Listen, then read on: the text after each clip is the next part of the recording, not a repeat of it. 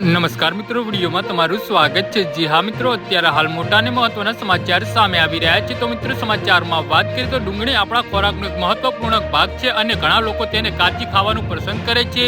પરંતુ શું તમે જાણો છો કે કાચી ડુંગળી ખાવાથી સ્વાસ્થ્ય પર ઘણી નકારાત્મક અસરો થઈ શકે છે? આપણા ખોરાકનો સ્વાદ વધારવાની સાથે તે આપણને બીમાર પણ કરવાની શક્તિ પણ ધરાવે છે। તો આજે અમે તમને કાચી ડુંગળી ખાવાના ગેરફાયદા જણાવવા જઈ રહ્યા છીએ।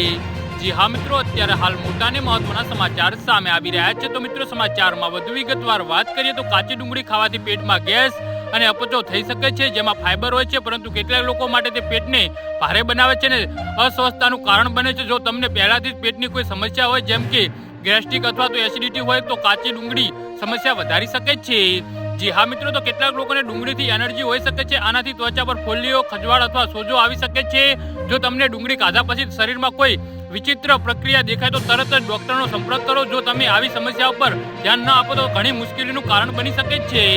જી હા મિત્રો, અત્યારે હાલ મોટા અને મહત્વના સમાચાર સામે આવી રહ્યા છે। તો મિત્રો, સમાચારમાં વધુ વિગતવાર વાત કરીએ તો કાચી ડુંગળી ખાધા પછી મોઢાની દુર્ગંધ સામાન્ય છે। તેમાં રહેલા સલ્ફર કમ્પાઉન્ડ મોઢાની ગંધને અસર કરે છે। જો તમે ઓફિસમાં અથવા તો મિત્રો સાથે હો તો તે થોડી શર્મજનક પરિસ્થિતિ ઊભી કરી શકે છે। તેથી ઓફિસમાં અથવા મિત્રો સાથે જતી વખતે કાચી ડુંગળી ન ખાઓ।